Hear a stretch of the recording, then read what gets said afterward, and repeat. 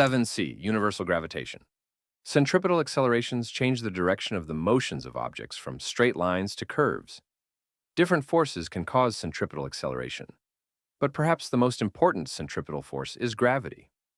One of Newton's greatest achievements was to connect gravitation with other forces that cause circular motion. Newton's work was a breakthrough in a long line of studies of the motions of the planets. 7.13. Ancient ideas. If you had not been taught that the Earth orbits the Sun, it would probably seem obvious to you that the Earth is the unmoving center of the universe. Except during an earthquake, you do not feel the Earth move. Any clear day or night, you can watch the sun, moon, and stars travel around the Earth. This logical idea is called the geocentric, for Earth-centered theory. From earliest history, men have tried to explain the motions of the planets. Priests in Mesopotamia learned to predict the motions of the planets. They often used this knowledge to deceive their kings with astrology. The ancient Greeks, including Aristotle, were among the first to use the predictions to try to explain the planet's motions. The Earth was naturally the center of Aristotle's universe. One man who disagreed with the geocentric theory was Aristarchus of Samos, who lived in the 3rd century before Christ. He, though, epicycled that the sun was the center of the universe and that all the planets, including the Earth, revolved Mars around it. His sun-centered or heliocentric theory seemed ridiculous to his contemporaries. During Roman times, a Greek scholar named Ptolemy modified Aristotle's theory to fit the actual motions of the planets. The planets do not travel in perfectly circular orbits around the Earth, as the ancient astronomers could see even without telescopes. Among other complicated ideas, Ptolemy's theory included the idea that planets traveled in small circles called epicycles as they traveled around the Earth in their principal or deferent orbits. Concepts like this made Ptolemy's theory almost correspond to the observations of the planet's motions. For centuries, Ptolemy's geocentric theory was accepted almost universally. Ptolemy's theory, however, did not quite agree with all astronomical observations. Late medieval astronomers tried to alter the theory to fit the observations. One astronomer, Nicholas Copernicus, concluded that the geocentric idea itself was faulty. He found it simpler to explain the observations by saying that the planets orbit the sun in circular orbits. Copernicus's heliocentric theory was not much more accurate than Ptolemy's geocentric theory, but it was much simpler. The Danish astronomer Tycho Brahe disagreed with both Copernicus and Ptolemy. His own theory placed the Earth, unmoving, at the center of the universe, with the sun orbiting the Earth, and all the other planets orbiting the sun. Tycho's greatest contribution to astronomy was his detailed, accurate observations of the heavens. Near the end of his life, Brahe hired Johannes Kepler, a mathematician, to interpret his observations. 7.14. Kepler's laws. Kepler began the task of organizing Brahe's data with the idea that the observations were more reliable than any theory. He tried several theories but rejected them all. One because one of its predictions differed from Brahe's data by an angle of 8/60ths of a degree, about 1/4 the width of a full moon. Kepler devised theories of his own about the planet's motions, which also did not work. Finally, he came to the conclusion that a presupposition of astronomical theory was wrong, the idea that the planets move at constant speeds. He united the idea of varying speed with the heliocentric theory to formulate Kepler's laws of planetary motion. Kepler's second law states that the position vector of a planet travels through equal areas in equal times if the vector is drawn from the sun. In figure 724a, area A equals area B, and the planet takes the same time to travel from position 1 to position 2 as it takes to travel from position 3 to position 4. The planet travels farther from 1 to 2, so it must be traveling faster in that interval. If the planet's speed varies, yet its position vector travels through equal areas in equal times, the planet's orbit cannot be circular, and it must be farther from the sun when it is traveling more slowly. A planet in a circular orbit would always be the same distance from the sun. Kepler's first law states that the orbit of a planet is an ellipse with the Sun at one focus, as in Figure 724b. Kepler's third law relates the size of each planet's orbit to the time it takes to complete one orbit. The size of the orbit is represented by its semi-major axis, r, which is half of the distance between the planet's nearest position to the Sun, its perihelion, and the planet's farthest position from the Sun, its aphelion. The time the planet takes to complete an orbit is called its period, t. Kepler found that for every planet in the solar system, the ratio of the square of the period and the cube of the semi-major axis is the same. In symbols, t square over r cubed equals k, 7.13, where k is called Kepler's constant k. Each orbital system has its own k. For instance, the moons of Jupiter have one k, while the planets in the solar system have a different k. Within each system, however, k is the same. We can determine the value of k for solar planets by substituting the known values of the Earth's orbit into equation 7.13. The semi-major axis may be expressed in terms of astronomical units, UA. One astronomical unit is the mean distance of the Earth from the Sun. The semi-major axis of the Earth's orbit can be assumed to be 1 astronomical unit, and its period is, of course, 1 year. Kepler's constant for the Earth and any planet orbiting the Sun is then just Ke equals t square over re cubed equals 1, y square over 1 ua cubed. If we rearrange equation 7.13, we can then develop a simple method for determining the orbital period for any of the other planets in the solar system if we know their semi-major axes in astronomical units. T planet square over r planet cubed equals t e square over re cubed. T planet square over r planet cubed equals ke. T planet square equals r planet cubed times ke. T planet square equals r planet cubed times y suare over ua cubed. T planet equals root r planet cubed times e suar over ua cubed, 7.14. This equation is good only for planets, comets, asteroids, etc., orbiting the Sun. It cannot be used for any planetary satellite or moon. 7.15 Newton. Since the time of creation, people have gazed at the sky and tried to make sense of the motions of the moving stars and planets, and how these relate to the great celestial lights, the Sun and the moon. We, in modern times, have grown up with the notion that gravity controls the motions of celestial bodies. But this concept was completely unknown and unsuspected until the time of Isaac Newton in the 17th century. Humans are subject to the force of gravity from the time of conception, although in the womb, the buoyancy of amniotic fluid somewhat offsets the effects of gravity on the fetus. Whether we're conscious of it or not, the force of gravity is a part of our life on the Earth until our last breaths are taken. Prior to Newton, it was impossible to imagine what life would be like without gravity. Even today, only astronauts in orbit and skydivers in free fall can experience the sensation of the absence of gravity. Newton recognized that the force that causes an apple to fall to the ground was the same force that caused the moon to fall toward the Earth. Whether an apple landed on his head or even contributed to conceptualizing his theory is a matter of conjecture. Through experimental observations and inspired guesses, he was able to extend this idea to the rest of the solar system. Newton had the benefit of being able to refer to the observations and conclusions of the great astronomers Tycho Brahe, Johannes Kepler, and Edmund Halley.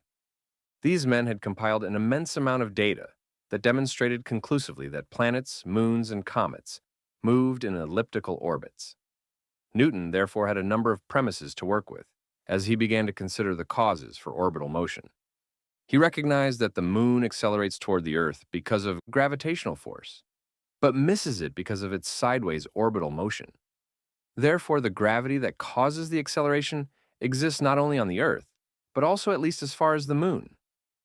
His experiments revealed that the gravitational force between two objects depends on two physical properties: distance and mass. Newton started with the formula for centripetal acceleration, AC equals v bar square over r.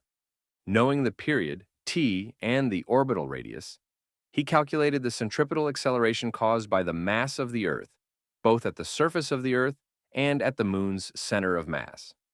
Newton's genius lay in his recognizing the relationship between these centripetal accelerations and the radial distances at which these values were calculated.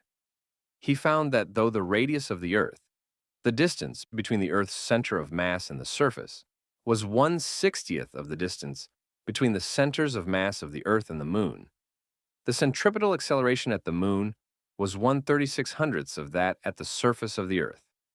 1/3600th equals 1/60th squared. From this, he concluded that the gravitational force between two objects is proportional to the inverse square of the distance between them. Fg relates 1 over r square. Next, he realized that the gravitational force between two masses must be dependent on both masses symmetrically, so that interchanging their positions would not change the result. Mathematically, the force could depend on either the sum, m plus m, or the product, mm, of the two masses, raised to some power n. So Fg equals km plus mn power, or Fg equals kmmn power, where k is an unknown proportionality constant. Since Fg equals mag, mag equals k times m plus m to the power of n, or mag equals k times mm to the power of n. Dividing both sides by m, ag equals k times m plus m to the power of n over m, or ag equals k times mm to the power of n over m. Galileo had shown that the acceleration due to gravity alone of mass m on a mass m was independent of the smaller mass, m. Everything falls toward m with the same acceleration, ignoring air resistance. In the first formula for a g, there's no exponent n that eliminates dependence on m. In the second formula for a g, only an exponent of n equals 1 eliminates a dependence on m. Therefore, Newton concluded that Fg relates mean. When he combined gravity's two dependencies on mass and distance, the resulting proportionality became Fg relates mm over r square. Newton's proportionality can be made an equation by simply including a proportionality constant, which conventionally is called g. Fg equals g times me over r square, 7.15. The symbol g is called the universal gravitational constant. Do not confuse the constant g with the planetary acceleration due to gravity, g. The value of g was not known in Newton's time. It would not be determined until almost 2 centuries later. Equation 7.15 is called Newton's law of universal gravitation. 7.16. Properties of the law of universal gravitation. The law of universal gravitation allows us to predict the gravitational force between two objects of given masses at a specified distance, but it does not indicate why gravitation exists, how it is propagated, or what gravitation is. In addition, the law is valid only for point-like masses. If the objects have appreciable size or are irregular in shape or composition, then the formula is only an approximation of the force between them unless they are very much farther apart than their physical sizes.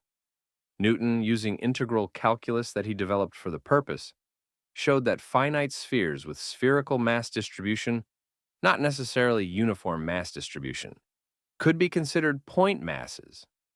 For example, the mass of an empty spherical steel water tank, the kind that stores your town's water, perhaps, could be considered to be concentrated at the center of the sphere for the purposes of determining the force of gravity on it. The law is not an independent law of motion. It merely describes the force of attraction of one object on the other. Gravity is always an attractive force, never repulsive. A repulsive gravitational force might be the result of a particle having a negative mass. While particles with zero mass are known, no particle with a negative mass has ever been identified, nor is one believed to be possible. 7.17 Cavendish.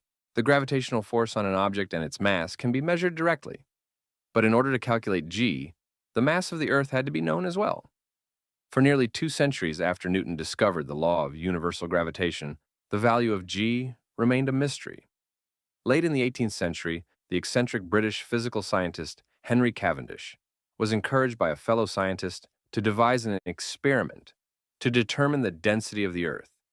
Then, when the density value was known, he could weigh the Earth, or more accurately, determine the mass of the Earth. This experiment was the first step in determining the value of Cavendish was the son of a wealthy family. He was very reclusive, avoiding contact with people, including his servants, most of his life. Biographies indicate that he was a meticulous observer who discovered and described the gas that was eventually called hydrogen, and he determined that water consists of 2 gases, thus closing the book on the Greek view that water was one of the 4 basic elements of the world. 7.18 The Cavendish Experiment. Cavendish's experiment measured the gravitational force exerted between known masses in his laboratory. The room-sized apparatus consisted of 2 small lead spheres, mounted on the ends of a rod suspended by a quartz thread. This assembly was permitted to rotate freely on the thread, producing a torque in the thread as it twisted. This kind of apparatus is called a torsion balance. Another pair of much larger lead spheres was symmetrically fixed in such a way that the center of mass of each lay in the same plane with the centers of mass of the lead spheres mounted on the torsion balance. The torsion arm was suspended between the large masses so that as it rotated, the smaller masses would symmetrically approach the larger. See Figure 7-29 for a modern example of Cavendish's apparatus. Cavendish determined beforehand how much torque was required to twist the quartz thread through various angles. By adjusting the distances between the centers of mass, r, he measured the deflection angles, which yielded a torque value.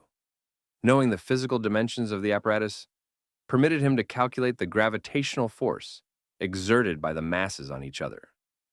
Knowing this gravitational force between the lead spheres enabled him to scale up his findings to calculate the density of the Earth by knowing the gravitational force between an object and the Earth. Although Cavendish's data could have been used to establish the value of g in Newton's law of universal gravitation, Cavendish never calculated g. Almost 75 years passed before other scientists used Cavendish's results to determine this valuable constant. In modern SI units, Cavendish's data yields a value of 6.754 times 10 to the minus 11 power newtons per meter squared per kilogram squared. This is within 1% of the currently accepted value of 6.674 times 10 to the minus 11 power newton meter square per kilogram square. 7.19 Computing the mass of Earth. Cavendish's experiment is often repeated by modern physics students and used to determine the value of g. Once one knows the value of g, he can estimate the mass of the Earth. All he has to do is weigh an object of known mass, m, to find its gravitational attraction at the Earth's surface, re, and then solve for m. For example, say he uses a 10.0 kilogram mass. Its weight, Fw equals Fg, would be 98.1 newtons. The radius of the Earth is approximately 6.37 times 10 to the power of 6 meters. Solving equation 7.15 for m equals Fw times Re square over Gm. M equals open parenthesis, 98.1 n, close parenthesis, open parenthesis, 6.37 times 10 to the 6th, power m, close parenthesis, square over open parenthesis, 6.674 times 10 to the negative 6 power m, close parenthesis, 11 power newton meters square per kilogram square times 10.0 kilograms. M about 5.964 times 10 to the 24th power kilograms. From this mass, he can calculate the density of the Earth, ROSHE, which is of importance to geologists and also to astronomers. The student assumes that the Earth is a sphere and of uniform composition. Density is the mass per unit volume, so he has to calculate the volume of the Earth in cubic meters. VE equals 4/3 PIRE cubed. VE equals 4/3 pi, 6.37 times 10 to the power of 6 cubed. VE equals 1.08 times 10 to the power of 21 meters cubed. The Earth's density is calculated by R rho E equals M over V. Rho E equals 5.965 times 10 to the 24 power kilograms over 1.08 times 10 to the 21 power cubic meters. RHO E equals 5,523 kilograms per cubic meter, or 5.52 grams per cubic centimeter. Thus, the average density of the Earth is 5.52 grams per cubic centimeter. This result is interesting because the average density of rocks from the crust of the Earth is only about 3 grams per square centimeter, which indicates that the interior of the Earth must be much denser. Careful measurement of the speeds of seismic waves passing through the interior of the Earth indicates that the density of the matter at the center of the Earth is as high as 13 to 15 grams per cubic centimeter. 7.20. Modeling Saturn's moons. Using the principles of circular motion, Saturn's moons are in orbit around the planet, so they should behave according to the principles taught in this chapter. But how well do real-world systems follow theory? To answer this question, you will evaluate several relationships from the data provided in Table 7-2. This table lists 20 of Saturn's 60-plus named moons, arranged in order of their distance from Saturn.